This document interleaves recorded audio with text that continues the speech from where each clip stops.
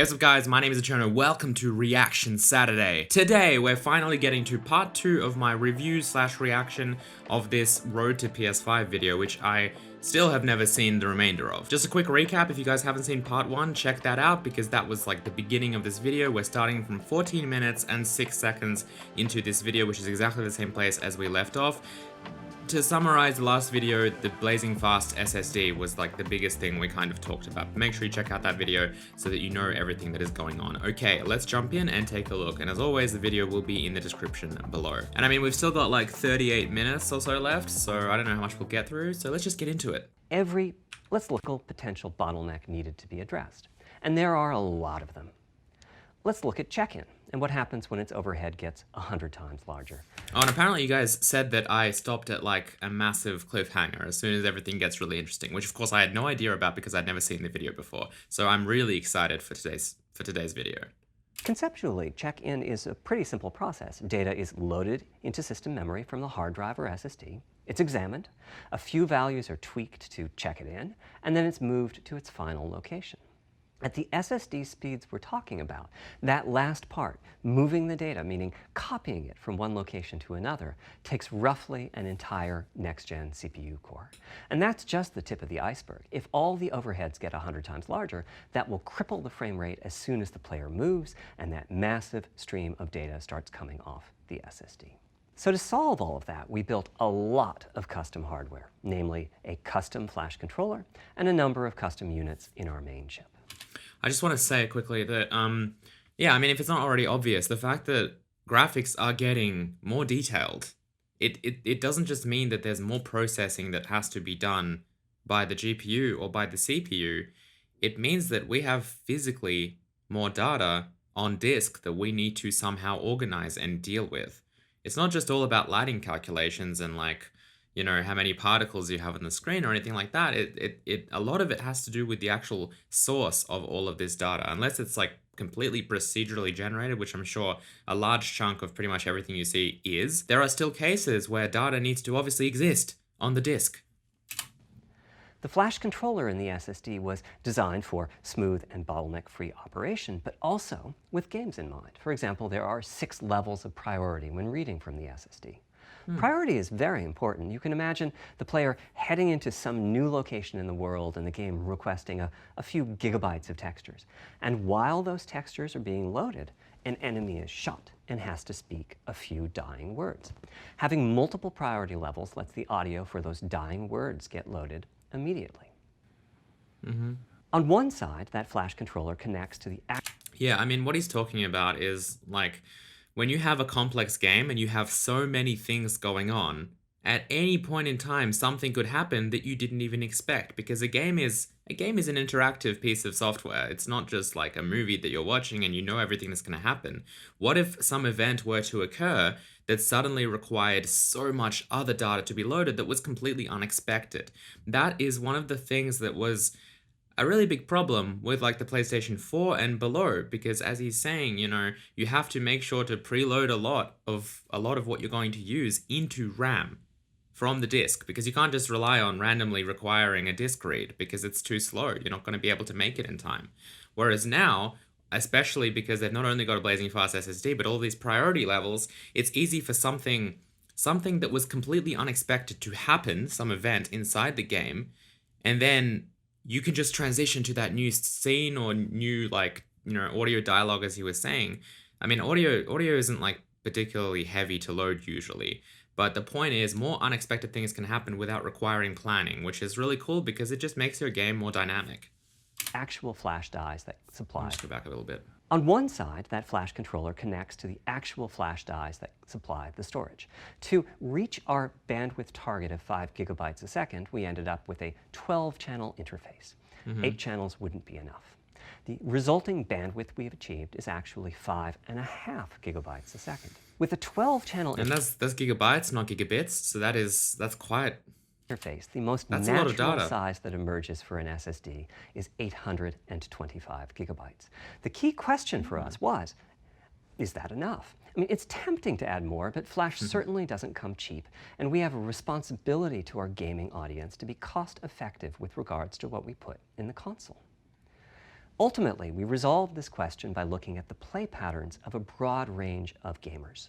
We examined the specific games that they were playing over the course of a weekend or a week or a month, and whether that set of games would fit properly on the SSD. We were able to establish that the friction caused by reinstalls or redownloads would be quite low. And so we locked in on that 825 gigabyte size, while also preparing multiple strategies so that those who want more storage can add it. I'll go through the details. Yeah, that's good because it's interesting. Like designing a console is in many ways the way I see like real-time graphics and a game versus something like offline rendering and like maybe a movie or something like that. When you're dealing with an offline renderer, you have a lot more leeway because you don't necessarily have to make sure that your frames are being delivered in time. Like you can, it doesn't matter if it's like, 5 hours per frame or 5.5 hours per frame or an extra minute, like here and there. It ultimately, like, of course, you would want to reduce the frame time as much as possible still, but it's not like a real time game where you literally have to deliver. If you're running at 60 frames per second, you literally have to deliver a frame in 16 milliseconds. Otherwise, it's going to fall below that frame rate. It's a very interesting problem space, and it's one that I'm most interested in.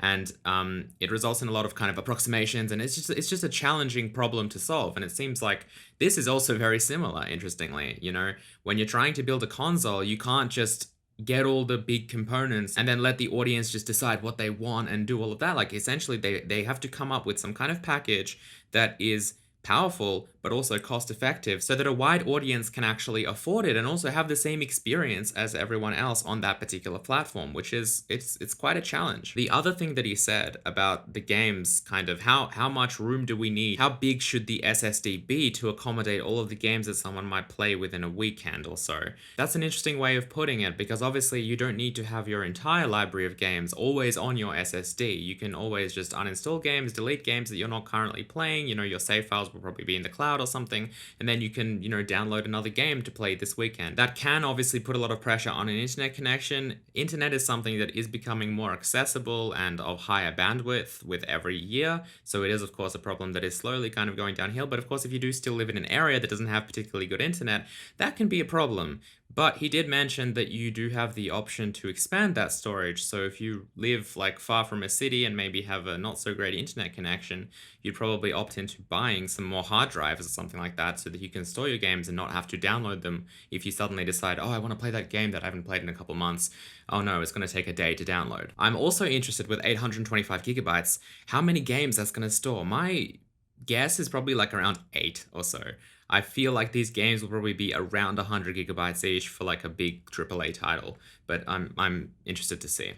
In a moment. Back to the flash controller. On the other side, it connects to our main custom chip via 4 lanes of Gen 4 PCIe.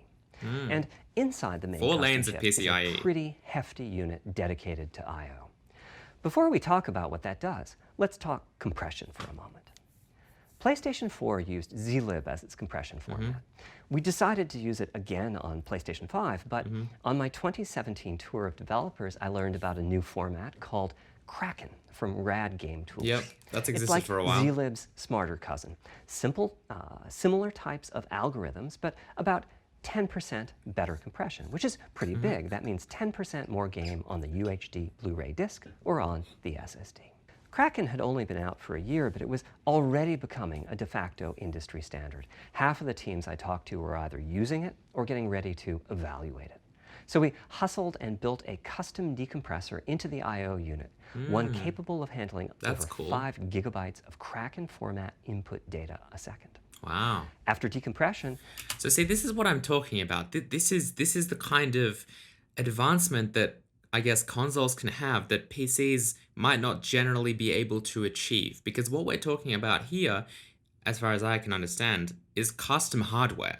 It is literally doing decompression in hardware. It's not doing it on the CPU or on the GPU. There is literally a unit responsible for decompression of this Kraken format, which is like zlib but a bit better, inside the actual like PS5's like flash controller or whatever. That is really cool. That's basically the equivalent of buying like a red rocket card or something for your computer so that you can edit like red camera footage a lot faster because you literally have a PCIe card that is doing that. It's made to do the decompression or whatever of that red footage. That's very similar to what this is. It's like a dedicated piece of hardware that does the decompression, which is going to be faster than probably a CPU and GPU doing it, but also it's in addition to that. So the CPU and GPU can do other things, which is really cool. And again, part of the reason why it might be possible if they play their cards right to do certain things on a PlayStation 5 that would be slower to do on a computer. And I'm by no means saying that, oh yeah, everyone should buy a PS5 because they're better than PCs and that's no, absolutely not. They're different pieces of hardware, and I appreciate both sets of hardware because I think they're both cool. So just relax, Flame War. That typically becomes 8 or 9 gigabytes, but the unit itself is capable of outputting as much as 22 gigabytes a second if the data happen to compress particularly well. That's a lot, yeah. By the way, in terms of performance, that custom decompressor equates to 9 of our Zen 2 cores. That's what it would take to decompress the Kraken stream with a conventional CPU. There's a lot more in the custom. There you go. That's a nice little unit there. I/O unit. Including a dedicated DMA controller, the game can direct exactly where it wants to send the data coming off of the SSD. This equates to another Zen 2 core or two in terms of its copy performance. Its primary purpose is to remove check-in as a bottleneck. There's 2 dedicated I/O coprocessors and a large RAM pool. These aren't Zen 2 cores. They're there principally to direct the variety of custom hardware around them. One of the coprocessors is dedicated to SSD I/O. This lets us bypass traditional file I/O and its bottlenecks when reading from the SSD. The other is responsible for memory mapping, which I know doesn't sound like anything related to the SSD, but a lot of developers map and remap memory as part of file I/O, and this too. That's very common, memory mapping. There are memory mapping is basically treating your disk as if it were RAM. So if you were like writing something in C++ or in C or something, you could literally have like a pointer to a particular memory location, but that memory location basically maps to a file. So behind the scenes is basically just buffering the file and reading the parts that you need, but it just simplifies programming a lot, and it means that you don't have to deal with. It means that you can literally treat your disk as RAM.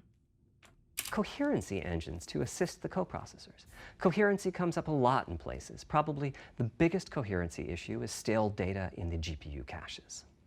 Flushing all of the GPU caches whenever the SSD is read is an unattractive option. It could really hurt the GPU performance. So we've implemented a gentler way of doing things, where the coherency engines inform the GPU of the overwritten address ranges, and custom scrubbers in several dozen GPU caches do pinpoint evictions of just those address ranges. Wow, that's the best thing is, quite as a cool. game developer, when you read from the SSD, you don't need to know any of this. You don't even need to know that all your abstracted. data is compressed. You just indicate what data what you you want want. to read from your original uncompressed file and where you'd like to put it. And the whole process of loading it happens invisibly to you and at very high speed. Back to the dream. Thanks to all of that surrounding hardware, our 5.5 gigabytes a second really should translate into something like 100 times faster I/O than PS4 and allow the dream of no load screens and super fast streaming to become a reality. Having said that, expandability of our SSD is going to be quite important. Flash is costly, and you may very well want to add storage to whatever we put in the console. I was just thinking, what happens though if you add an external hard drive? If it doesn't have all these fancy features, if it doesn't have like, all of these controllers and everything, then it's obviously not going to be able to perform as well. Now, the kind of storage you need depends on how you're going to use it. If you have an extensive PlayStation 4 library and you'd like to take advantage of I imagine you could just like you could probably swap your games. If you had enough free disk space, you could probably just swap your games between external and PS5 SSD, especially if you had a game that really required the SSD to be blazing fast. backwards compatibility to play those games on PlayStation 5, then a large external hard drive is ideal. You can leave your games on the hard drive and play them directly from there, thus saving the pricier SSD storage for your PlayStation 5 titles, or you can copy your active PlayStation 4 titles to the SSD. If your purpose in adding more storage is to play PlayStation 5 titles, though, ideally you would add to your SSD storage. we will be supporting certain M2 SSDs. Hmm, These are okay. internal drives that you can get on the open market and install Mm-hmm. in a bay in the PlayStation 5. That's As what I've for got in which my ones we PC. support and when, I'll get to that in a moment. They connect Well, he's probably about to explain to this. the custom I/O unit, just like Okay, our yeah. SSD does. So they can take full advantage of the decompression, I/O coprocessors, and Okay, all the sure. other So features I that's was all talking shared. about. So they managed to separate the actual storage component of it, and he's saying that M2 SSDs can be used, which are pretty popular. A lot of people use them now in their PC builds because they're extremely fast SSDs that connect right into the motherboard via like PCIe. And the cool thing here is that all of the decompression unit and all of that, that's not actually part of it's not enclosed inside their custom SSD. It seems to be separated, which means that the actual backing storage for all of that fanciness, that can be like swapped to anything else, which is obviously ideal because it means that you can expand your storage and you don't need to do what I just said, which was like copying your game into from your external hard drive, or I mean if you have an SSD, external SSD into the PS5 SSD, because it really requires that speed. It should just work, which is pretty cool. Here's the catch, though. Oh, That there's a commercial catch. drive has to be at least as fast as ours. Well, yeah, Games that rely on the speed of our SSD need to that work makes sense. flawlessly with any M2 drive. When I gave the Wired interview last year, I said that the PlayStation 5 SSD was faster than anything available on PC. At the time, commercial M2 drives used PCIe 3.0, and 4 lanes of that cap out at 3.5 gigabytes a second. Yeah. In other words, no PCIe I didn't remember these numbers off the top of my head, but 5.5 gigabytes a second did seem very high to me. 3.0 drive can hit the required spec. M2 drives with PCIe 4.0 are now out in the market. We're getting in samples and seeing 4 or 5 gigabytes a second from them. Yeah, it's By double year's the end, speed. I expect there will be drives that saturate 4.0 and support 7 gigabytes a second. Having said that, we are comparing apples and oranges, though, because that commercial M2 drive will have That photo on the right is an M2 drive, and then I don't know, this SSD thing on the left its own is, I guess, an architecture, its own SSD. flash controller, and so on. For example, the NVMe specification lays out a priority scheme for requests that the M2 drives can use. And that scheme is pretty nice, but it only has 2 true priority levels. Our drive supports 6. Yeah, We that's can also different. hook up a drive with only 2 priority levels, definitely, but our custom I/O unit has to arbitrate the extra priorities rather than the M2 drive's flash controller. And so the M2 drive needs a little extra speed to take care of issues arising from Yeah. a different approach. That commercial Yeah. drive also needs to physically The PS5 SSD is specifically specialized with custom things, and so I guess it is a bit of a hybrid. It's not just plug and play with an external SSD. It still does have certain things that are built into it, like those priority levels that you can't really achieve with some kind of just a random third-party M2 SSD. So to counter the fact that it doesn't have those priority levels and that their controllers need to basically emulate those priority levels, it has to be even faster to kind of accommodate that. fit inside of the bay we created in PlayStation 5 for M2 drives. Unlike internal hard drives, there's unfortunately no standard for the height of an M2 drive, and some M2 drives have giant heat sinks. In fact, some of them even have their own fans. Wow. I've Right never now, even we're heard of that. getting M2 drive samples and benchmarking them in various ways. When games hit beta as they get ready for the PlayStation 5 launch at year end, we'll also be doing some compatibility testing to make sure that the architecture of particular M2 drives isn't too foreign for the games to handle.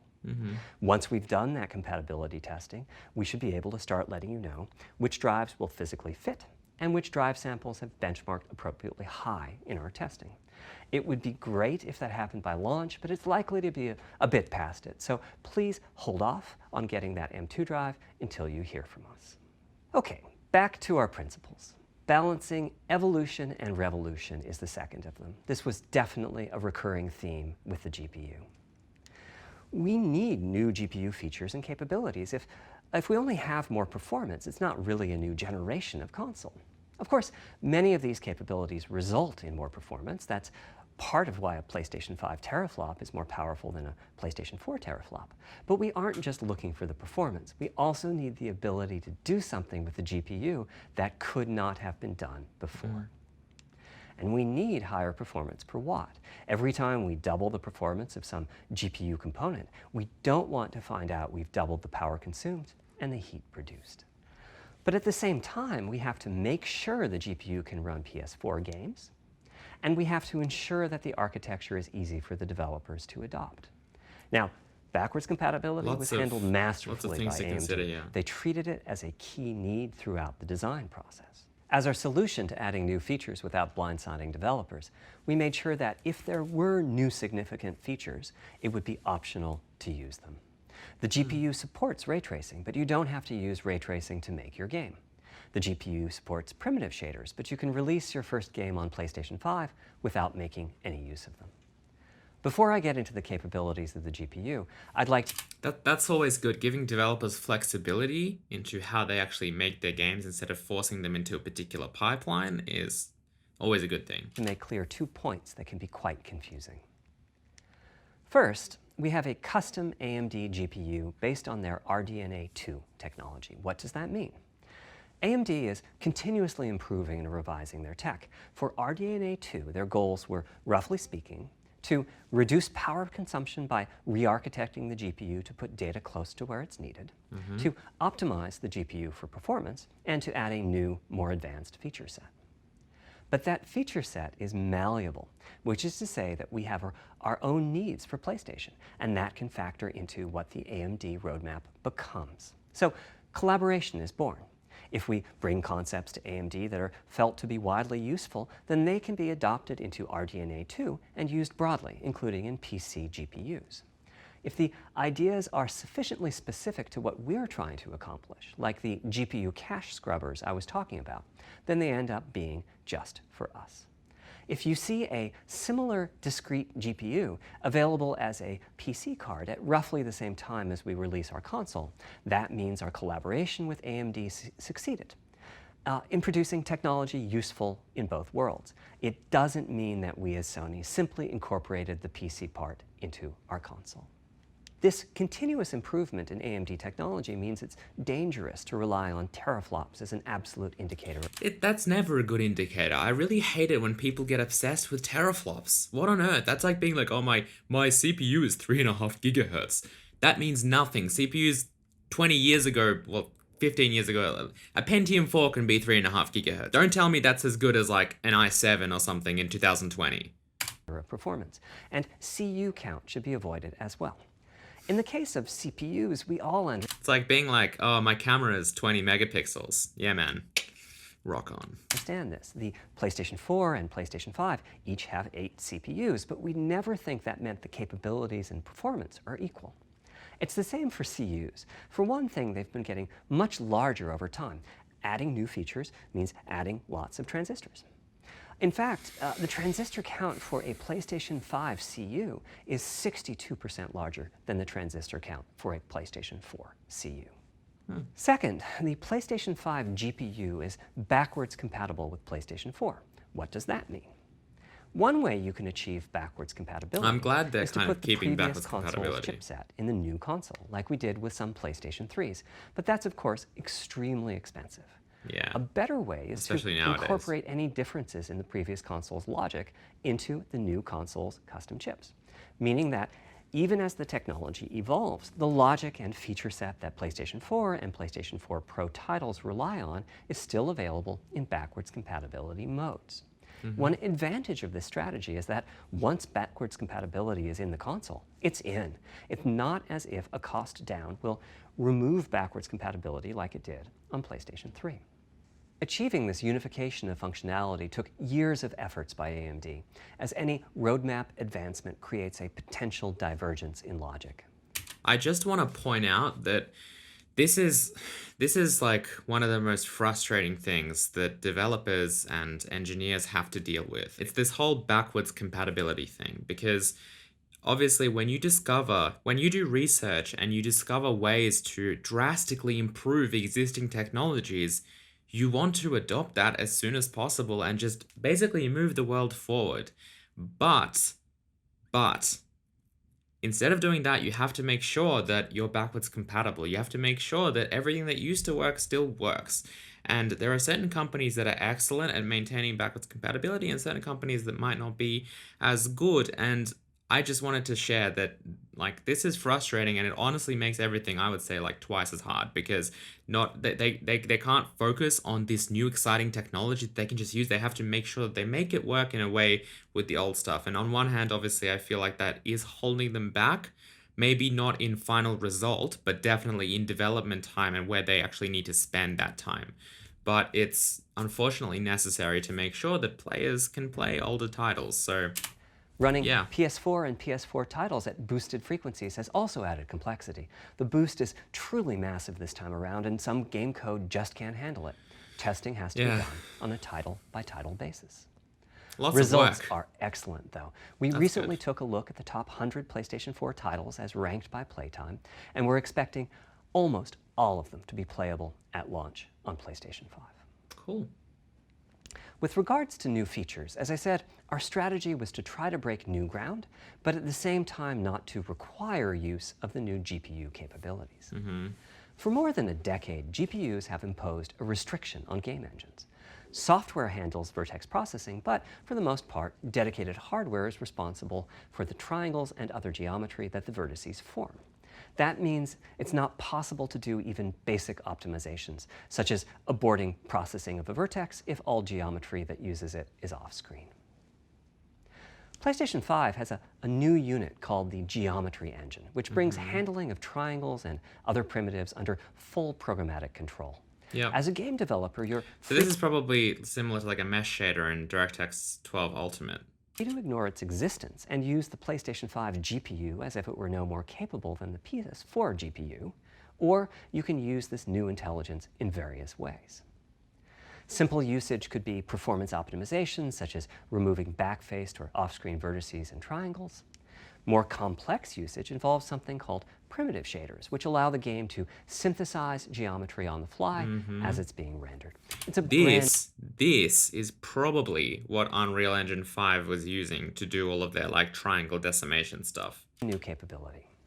Using primitive shaders on PlayStation 5 will allow for a broad variety of techniques, including smoothly varying level of detail, addition of procedural detail to close-up objects, and improvements to particle effects and other visual special effects. This is great. These new shaders, I know a little bit about like DirectX 12's Ultimate, like the stuff that they've kind of added in the form of mesh shaders and all of that kind of stuff. But this stuff is, to me, very exciting. The fact that the GPU can do all of this stuff now and you can essentially leave the GPU things up to the GPU and kind of relax the CPU a little bit, I think this is really cool, and I think this is going to make a big difference in the next generation. Another major new feature of our custom RDNA 2-based GPU is ray tracing, using the same strategy as AMD's upcoming PC GPUs. The CUs contain a new specialized unit called the intersection engine, which can calculate the intersection of rays with boxes and triangles. To use the intersection engine, first you build what is called an acceleration structure. This is just standard ray tracing, and pretty much it's been supported by DirectX 12 and Vulkan for quite some time with like the NVIDIA RTX stuff and everything. It's data in RAM that Pretty contains much the same. all of your geometry. There's a specific set of formats you can use. They're variations on the same BVH concept. Then, in your shader program, you use a new instruction that asks the intersection engine to check a ray against the BVH. Yep. While the intersection engine regular is ray processing tracing. the requested ray triangle or ray box intersections, the shaders are free to do other work. Having said that, the ray tracing instruction is pretty memory intensive, so it's a good mix with logic-heavy code. There's of course no need to use ray tracing. PS4 graphics engines will run just fine on PlayStation 5, but it presents an opportunity for those interested. I'm thinking it'll take less than 1 million rays a second to have a big impact on audio. That should be enough for audio occlusion and some reverb calculations. With a bit more of the GPU invested in ray tracing, it should be possible to do some very nice global illumination. Having said that, adding ray-traced shadows and reflections to a traditional graphics engine could easily take hundreds of millions of rays a second, and full ray tracing could take billions. How far can we go? I'm starting to get quite bullish. I've already seen a PlayStation 5 title that's successfully using ray tracing-based reflections in complex animated scenes with only modest costs. That's Another cool. set of issues for the And obviously, like the denoising algorithms at play here, I haven't looked into them probably in the last year or so. But if denoising algorithms get better, then that can drastically reduce how many rays you actually have to shoot, and it basically just means that everything will be cheaper, meaning it will take less performance to actually achieve. GPU involves So this is something that will likely evolve over the course of the PS5's life cycle as well. size and frequency. How big do we make the GPU, and what frequency do we run it at? This is a balancing act. The chip has a cost, and there's a cost for whatever we use to supply that chip with power and to cool it. In general, I like running the GPU at higher frequency. Let me show you why. Here's two possible configurations for a GPU roughly of the level of the PlayStation 4 Pro. This is a thought experiment. Don't take these configurations too seriously. If you just calculate teraflops, you get the same number. But actually, the performance is noticeably different because teraflops is defined as the computational capability of the vector ALU. That's just one part of the GPU. There are a lot of other units. And those other units all run faster when the GPU frequency is higher. At 33% higher frequency, rasterization goes 33% faster. Processing the command buffer goes that much faster. The L2 and other caches have that much higher bandwidth, and so on. About the only downside is that system memory is 33% further away in terms of cycles. But the large number of benefits more than counterbalance that. As a friend of mine says, a rising tide lifts all boats. Also, it's easier to fully use 36 CUs in parallel than it is to fully use 48 CUs. When triangles are small, it's much harder to fill all those CUs with useful work. Of course. So It's the same as like getting, if you buy like a Threadripper, like a CPU that has, I don't know, like 36 or 64 or whatever on earth they're up to cores, it's quite difficult. It can be quite difficult for software to leverage all of those cores. Like maybe if you have like some kind of offline renderer and it literally is just doing all of that stuff on the CPU, which you might do, then maybe you can fill that. But in general, you know, just because you add more and more like parallel processing, it doesn't necessarily mean that you'll be able to use all of that. Now, GPUs are massive parallel processing units, and that's for a specific reason. But in general, it in a lot of cases, it can really help to actually improve your base kind of per core clock speed and all of that kind of technology, rather than just trying to, you know, add more and more cores. there's a lot to be said for faster, assuming you can handle the resulting power and heat issues, which frankly, we haven't always done the best job at. Part of the reason for that is Okay, we're going to get into power consumption next time. Going to pause it here. We're at 33 minutes and 20 seconds. There's going to be one final part to me kind of reacting to this. I'm just going to try and finish it next time. Hope you guys enjoyed this video. Please hit the like button if you did, and if you're new, don't forget to subscribe. Don't worry, I'm not going to make you wait a week for the next part. I'll try and put it up in the next couple days or so. Until then, though, I will see you next time. Goodbye.